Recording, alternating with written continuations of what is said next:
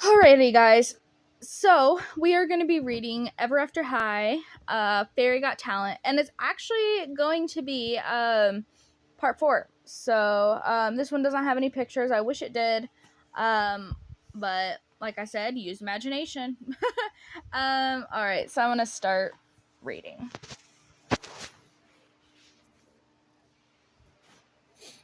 Okay. Chapter 4: The Cheer Factor. Magicology class was taught by one of the most mysterious professors on campus, an elderly woman named Madame Baba Yaga. Okay, I need to move these real quick.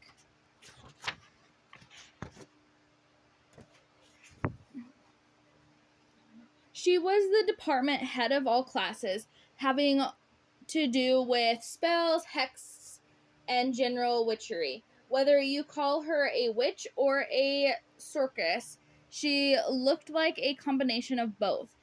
Her long gray hair was snarled and matted, and decorated with tiny bird bones. Her fingernails was chipped and as gray as ash, but she didn't wear a pointed hat or a black cap. Rather, she preferred a Gatsby look with a bingle earrings and frigid scarves, and she's traveled by pillow, which she insisted was more comfortable than a broomstick and easier on her old joints. Madame Baba Yaga held student conferences and staff meetings in her office, which was one of the most unique rooms on campus because it never stayed in one place. Whether this was the result of Madame Baha Yaga wishing to challenge her visitors or the office itself, growing bored and wanting new scenery was not quite clear. But throughout the day, the office would rise itself into giant yellow chicken legs and rush around until it found a new location. This meeting with the professor was always a chore, which totally annoyed Faybelle. Fortunately, the Magology Circulum included most of the oh my gosh, experimentation that required a larger room. So it was taught in a laboratory that never changed location. A footbridge over the mount, 3 flights of stairs, and 2 hallways were all that was required of the students to get to class.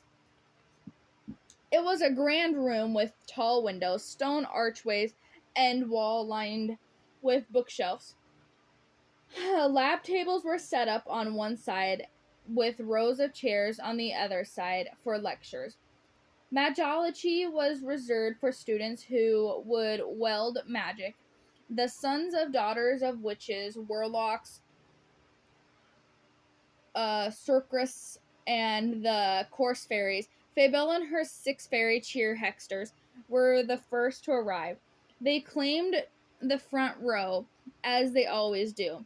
Being in the front row meant the rest of the class would see Fabelle when it was just the back of her head, but nothing less of her presence was known, unless those who chose to sit quietly in the back row wanting to go unnoticed, like Raven Queen, daughter of Evil Queen. Without turning around, Fabelle was aware of Raven's presence.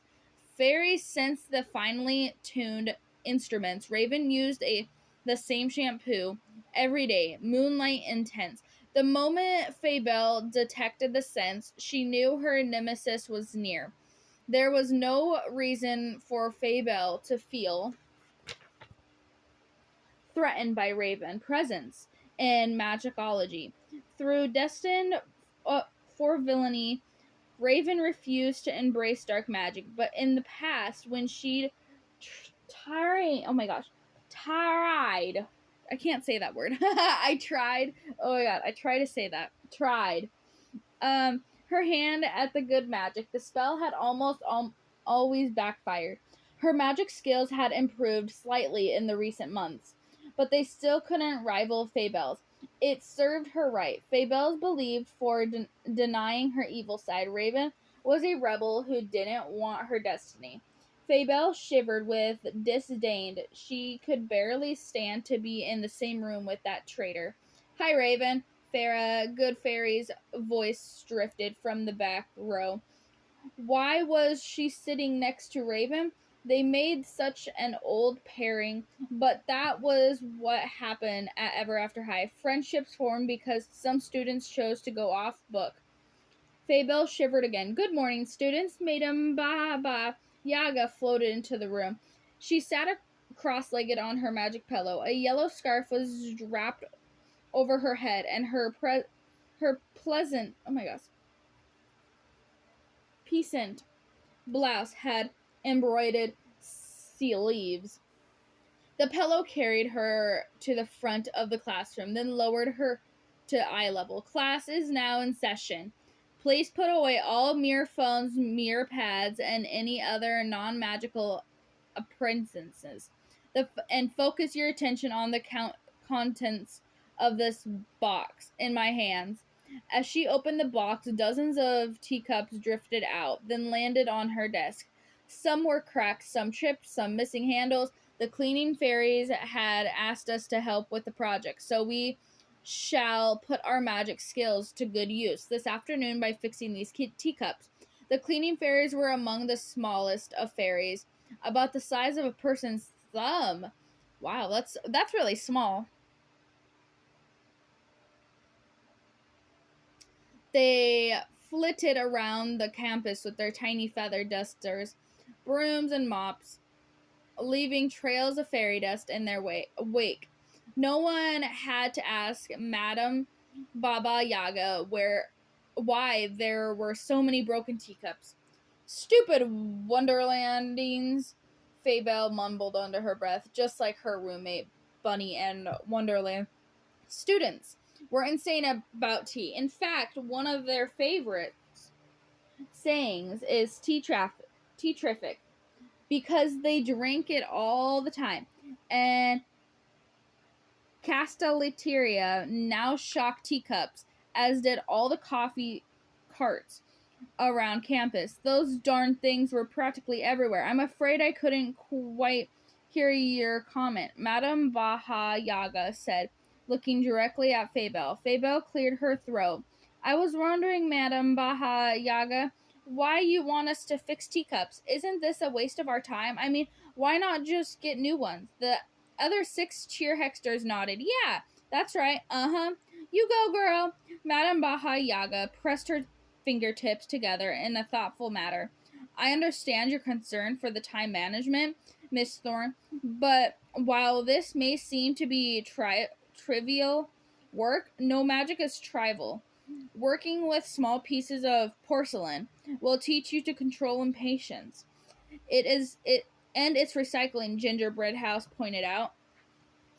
As Nina always says, it's good to recycle. Fabel frowned at the sound of Ginger's voice. She was another rebel who didn't want to accept her villainous destiny.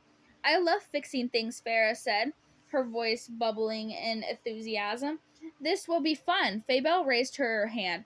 I'm wondering, Professor, is the teacup considered fixed if the spell wears off at the midnight? Shouldn't that be considered a fairy fail? It is not your place to concern yourself with other students' grades, Madame Baha Yaga said. Fabel humphed and slumped herself in her chair. For this assignment, you will use wands. Madame Baha Yaga floated around over a sample closet and pulled out the handful of wands. Then she tossed them into the air. Each wand flew directly to a student. Fabel didn't need a wand. Fabel could use her fingertips and conduits for magic. But because she wanted a top grade in magicology, she grabbed the wand. Madame Baha Yaga then distributed the broken cups so that each student had a small pile on her desk. I can't believe I'm fixing teacups, Chips, Fabel grumbled. She tapped the cracked green cup with her wand and said, Crack be gone, fix that cup. The porcelain regrew inside of the crack, and the cup looked as good as new. So easy, laughter interrupted in the very room. A few students had gathered around Fabelle's desk. 3 of her teacups had been fixed and were dancing around her desk. Ginger, however, wasn't having much luck. One by one, her teacups jumped onto the floor, then scuttled from the floor. "Come back there!" she yelled. She pointed her wand. One of the cups morphed into a cupcake. "I'm much better than cooking skills," Ginger said in frustration. Fabelle looked at the remaining pile of her desk. She had 4 more cups, and 2 were covered in dozen of cracks and chips. It would take forever to fix all the imperfections. However, there was time-saving methods she could use. Fabelle smiled wickedly, for she had a special talent. She could take any spell and make it more powerful with a cheer hex, she called. "This is cheer factor." So she stepped away from the table, pulled her pom-poms from her bag, and cheered. "Fix them up! Boom, boom, boom. Fix them up! Shh, shh, shh. Crack be gone! Stomp, stomp, stomp! Fix these cups! Stomp, stomp, stomp!" Proud with a smirk, Fabelle set her pom-poms aside and watched her spell take root. Fairy dust swirled around the cups as the porcelain began to regrow. But then the cheer hex took an unexpected turn. Even after the cracks had been filled, the porcelain kept growing and growing. Each cup swelled, then exploded. "Eek!"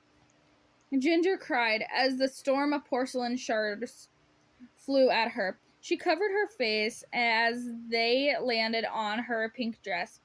Their sharp edges tore the fabric like tiny claws. Fabelle narrowed her eyes.